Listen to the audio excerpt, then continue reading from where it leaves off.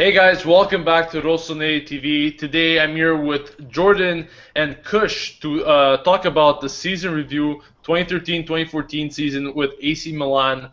And first of all, I'm going to give you guys an introduction on what happened this season in general. And afterwards, we're going to have some discussion with the panelists here. I'm going to ask them some questions and see what they think in terms of future and so forth. So first of all, guys, this season, as you know, Milan had a very delusional season. First of all, they started off their matches before the Serie A calendar actually started. They were busy with a Champions League playoff round qualifier against PSV Eindhoven, in which they successfully qualified from. However, the first match of the season in Serie A, Milan actually lost to newly promoted AC Verona 2-1. So a lot of criticism already starting from day one in the Serie A season. Not a dream start for Milan, as they were only able to capture only 3 wins in the first 10 games of the season and 5 in total for the first half of the season, which led later on to Allegri's dismissal as Milan's coach after an embarrassing 4-3 loss to the hands of Sassuolo in match number 19 of the season. Now, Milan, however, their luck and playing style was a bit different in the Champions League group stage. They were actually paired up in a difficult group which included Barcelona, Ajax, and Celtic. However, they were able to qualify from this group after a nervy 0-0 tie in the last match day against Ajax at the San Siro. Now, despite this qualification to the knockout rounds of the Champions League, the management still wanted certainties from this team in the Serie A. Therefore, the achievement wasn't enough for Coach Allegri, who, as I mentioned before, after that loss, he was fired and he was replaced by Seedorf on January 16th. He actually got his first win as a manager at AC Milan 3 days later with a 1-0 win against AC Verona, thanks to a goal from Balotelli from the spot kick. And lots of praise was given by fans after that game over his tactical style that he used, which involved retaining lots of possession in the opponent's half and applying high pressure. However, a few days later, Milan actually suffered a 2-1 defeat to Udinese, the first defeat for Seedorf as a manager, and this actually eliminated them from the Coppa Italia. Afterwards, Seedorf and Milan had a couple of mixed results, which slowly made them climb in the standings, but not too much. And the real moment of truth for Milan came when they were about to face Spanish powerhouse Atletico Madrid and also eventual La Liga winners in the round of 16 of the Champions League. Unfortunately for Milan, the differences were clearly shown right away in the two legs as they lost 5-1 on aggregate, and therefore they were eliminated from the competition. Now, this result led to only one last possible achievement for Milan in this season, which became a spot in the Europa League qualification. Shortly after this knockout from the Champions League, Milan managed to get 5 wins in a row against Fiorentina, Chievo, Genoa, Catania, and Livorno, while only conceding 1 goal in this time span, which was something completely unexpected. This made Milan jump from 12th to 6th place in the Serie A, which was good enough for a qualification spot in the Europa League. However, the party was spoiled by losses to Roma and Atalanta in the last few games of the season, which led to an incredible scenario in the last match day where Milan, Parma, and Torino were all fighting for that qualification spot. Milan also managed to beat Inter 1-0 in between these matches, which resulted in the first win in a derby after almost 3 years. So this was a great accomplishment, not only for the team, but also for Seedorf, getting a derby win in his first year as a manager. Finally, Milan came to the last match, winning it 2-1 against Sassuolo. However, it was not enough, as Parma won their respective match, which was good enough to see them earn a qualification spot instead in the Europa League. Now, Milan ended in 8th place with 57 points, which included 16 wins. Under Allegri, Milan actually captured only 22 points, and under Seedorf, they captured 35. Balotelli ended as top scorer of the team with 14 goals in Serie A and 18 goals in total. Now, guys, I have a few questions for you, so let's get right into it. First of all, Jordan, um, as I mentioned before, disappointing season once again for Milan. It's 2 in a row now. What were the main reasons, according to you, for this disappointment in this season once again? Well, my opinion, it's the defence, which has been terrible ever since Nesta and Silva left the hole in the centre. Milan, they don't sign the top players no more, signing the reserve players like Zapata, who joined from relegated La Liga club Villarreal, like Yepes. They signed Mexes as a free agent. All these players, like they all come on the cheap. They don't buy expensive players no more, like they did with like Nesta from Lazio back in 2001. So I'm just trying to say is like it's just the defense is the main problem, and just the team mentality, like from set pieces, like corner kicks, free kicks, like stupid fouls in the penalty area for to give the team penalties. Headers. Yeah, I just think the management needs to like fix up, because it's just defense is just horrible at times. It's horrible to watch. But yeah, my main point is the defense.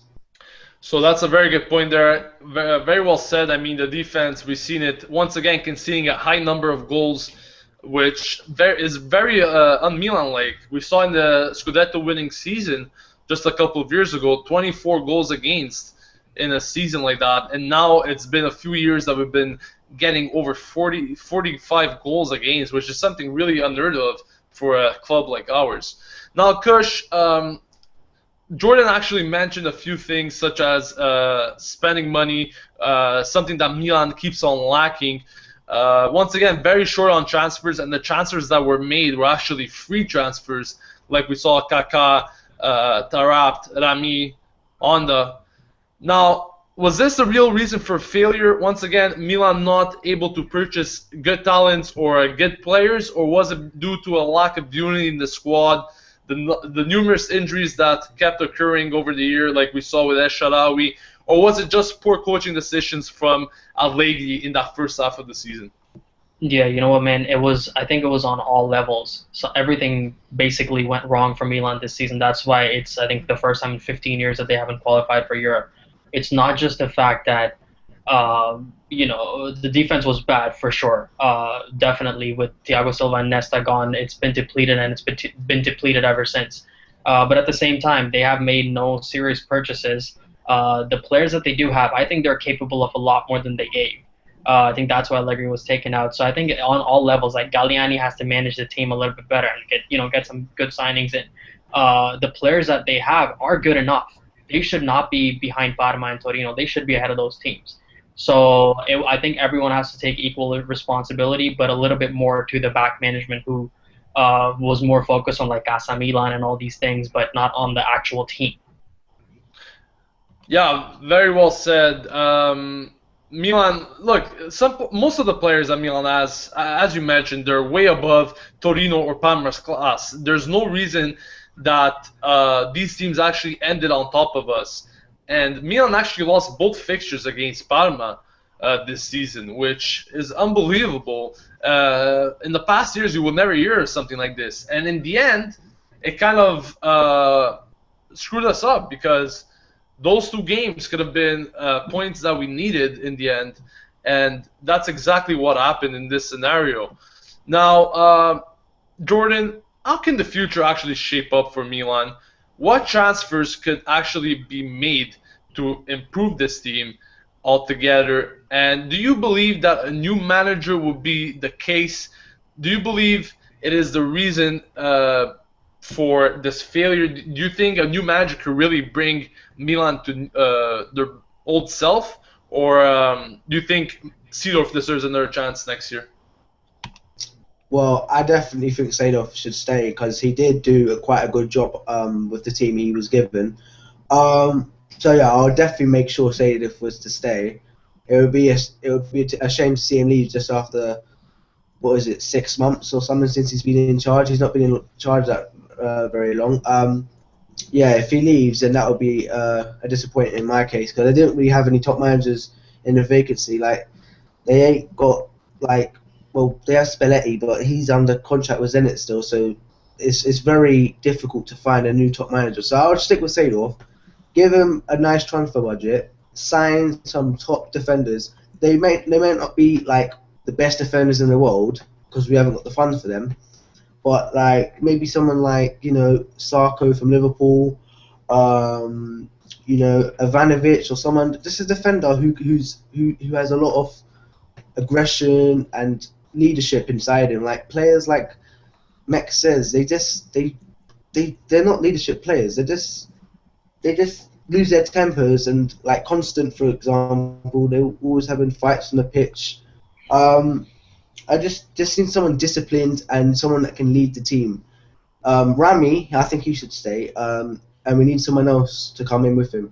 But apart from that, maybe another creative player, maybe someone like, maybe not Borja Valero, but someone like of his type of, like, he got the vision and stuff, someone with his mentality, but mainly a defender or two, even, because our defense is just terrible. I completely agree on that, and as I mentioned before, the defense is something that really needs a revamp because, guys, let's be honest, we can't continue to have such a disappointing defense over the years. It's unacceptable, to tell you the truth. Yeah, even today, I got like a great opportunity, crazy, to meet Maldini and Franco Baresi. And when I saw those guys and I talked to them, and all I was thinking was like, these are like the defensive pairing that led this team for so long. And right now, the left back that we had was Maldini. Now we have is Constant, and we had Franco Baresi, and now we have Mexes. It's just you can't. There is just absolutely no comparison, and it's pretty sad that that's where things have gotten to. Now that must have been a real great opportunity for you, Kush, there to meet such greats of the Milan past, the legends, and then week in and week out we see some players that are nowhere near their level, really, and it's disturbing to watch, in all honesty. But that's a very good point there you made. Defense, especially Italian teams, when it comes to domestic or European action, Milan has always built on that defense. They've always led to great titles thanks to their defense. Like you said, Nesta, Maldini, Baresi, these are all names that contributed to the titles. And that is exactly what Milan need. Now, Jordan, Milan without European action next season, no Europa, no Champions League, very Milan unlikely to see this in their seasons. Are you actually in favor of this? I mean, do you see Milan using this as a rebuilding year to do well and challenge for a place in the Champions League, or even with the right transfers, hopefully, maybe even challenge for the Scudetto? Because we saw Roma this season. Yeah, sure, they made the great signings, and that is what contributed to such a great season. But, without any European action during the time, they actually had lots of more rest and more preparation for those Serie A matches. So, are you in favor of this for next season? Definitely. At first, I was quite against it, I admit, but to think of it, like teams like Roma, Inter, all these teams, they've finished higher than Milan because they've had no European action. They've just had the league and the domestic cup to focus on. So I think that if we can just focus on the league and the cup, but the league mainly, we can get a top 3 finish, maybe even. Maybe top 4, but top 3, I think we should aim for the Champions League because, not seeing Milan in the Champions League is heartbreaking. Like Champions League's in our DNA, and just to not be in the competition, let alone Europe, it's not right. So yeah, I think we should. It is an advantage to not having a Europe action next season. I think we will do well if we make the right signings, defensive signings in particular. But yeah, to answer your question, I think it does go in our favour, and I hope to successful season. And Kush, what do you think of that? Or what about you? Do you think it's better that Milan are playing without this European action, or are you in favor of always seeing Milan in the Champions League? Well, you And know, entertainment-wise, obviously, they're not going to be in Europe, so that's going to suck for sure. But at the same time, I guess they do have more of a chance to focus on the league now, so they should really be vying for the Scudetto, to be honest. They shouldn't be really going for top 3 or top 6 finish anymore. They should be going for the top, because that's the kind of club that they've always been and they claim to be, because they always brag about the old trophies. Now it's time that they get another Scudetto, because that's all that they can focus on. But at the same time, I think what the downfall with just being in the league is that their budget's going to go down significantly because they don't have TV rights, and that is so much revenue for them when they are in the Champions League. So I don't know how they're going to spend their money. So I don't know if they're going to sell some big players or what, but I think it's good that they can just focus on the league and maybe rebuild. And the real point that I want to talk about is exactly what you mentioned a bit. Without any European action, it's tough to buy players because, honestly, economically, it's very tough to find the money there to purchase these players, and also to have players that are interested in playing for a club without any European action next season. So obviously, players are going to be attracted to European action. They're going to want to play in a team where that challenges for the Champions League, Europa League. So really, Milan are going to have to make smart signings this summer, stick with what they have, get rid of the junk, adapt their playing style, and hopefully end in those positions that count, the positions that are going to be needed for Milan in order to challenge for next season. Now, some players that I mentioned at the beginning there with the free transfers.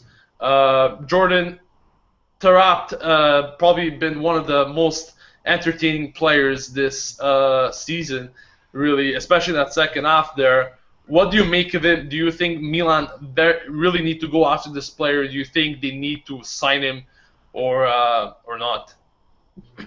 Absolutely, I think he would be a shrewd signing. I heard QPR are willing to accept a $4 million offer for him, and that to me is a bargain because the amount of goals he scored for the short amount of time he had at the club, and the amount of assists and well, not assists, but like passes he made, key passes, movement. He was very energetic on the field. There was only like 1 or 2 bad games that I've seen of him, but yeah, it'd be a great signing in my opinion because him on the right and El Shaarawy on the left, and then that's just 2 combinations. That would be amazing to see. So yeah, I really think we should go after Taarabt. We shouldn't let him go because yeah, we can't put anyone else there really.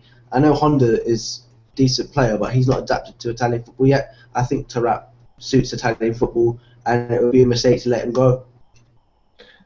Now, speaking about Honda, really, he's had a very disappointing half of the season, really. What do you guys make of this? I mean, do you think he just needs to readapt or adapt and all to Italian culture, or do you think it was just a terrible signing altogether? I mean, yeah, it came for free, but what do you guys make of it? Kush? About Honda? Yeah. Yeah, I mean, I don't know. Honda was a signing that they could have made, I guess, in the summertime. He was available for like 3 million or something, but they decided not to. I don't know. It's hard to say right now with this guy because he has only played for a few months. Some players do take longer to adapt to certain play than others. So I think it's too early to judge. I think he's a really good signing at his age to get him for free here. I think any conclusion made at this point in time would be too early. He has had some decent games. You know, his assist for Kaká against Chievo, his own goal that he scored, the only goal in Serie A this season. But you know what? He's shown some signs of playing well. I think he was played out of position a lot. So if he can find the right position, I think he will be he can be a promising free signing, as Galliani loves it. Right. And we've talked about defenders, the midfielders. Now, a few questions regarding the forwards. Adamo, I'm going to go with you on this one. Patini and Balotelli, the future for Milan, or do you think there could be other options? Personally, I think there could be other options, but not many to be honest. I think Alberto Paloschi from Chievo Verona would be really good actually, because he's been scoring a lot of goals, and no disrespect to Chievo, but they're not really a top team, so he doesn't really get the support that many other strikers would. So the goals that he scored, I think he could be really good, but if we play with two strikers, let's say, like Berlusconi wants, I think we would need to bring him because he's one of our only options, to be fair. And you can't have someone like Petagna being the guy that we rely on as the backup striker, who's very young and inexperienced. So I think we brought Alberto Paloschi to be really good. Paloschi has been really fundamental for Cable this season, also to avoid relegation like they did. Paloschi has scored lots of goals, and as Adamo mentioned, without any key support, to tell you the truth. So that is something to take into consideration.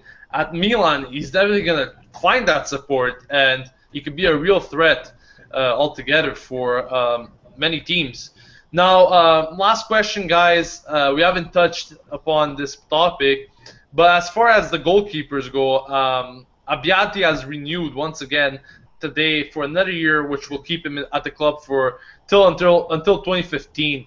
Now, there's been lots of rumors on the goalkeepers. Really, Abbiati, once again, Jordan, do you believe that Abbiati should be a starter, or do you think it's supposed to be someone else like Gabriel? Amelia's leaving, so what do you make out of the goalkeeping situation, which I find needs also some consideration in changes? Well, since he has signed a new deal, I do think that Abbiati should remain a first-team keeper for just one more season.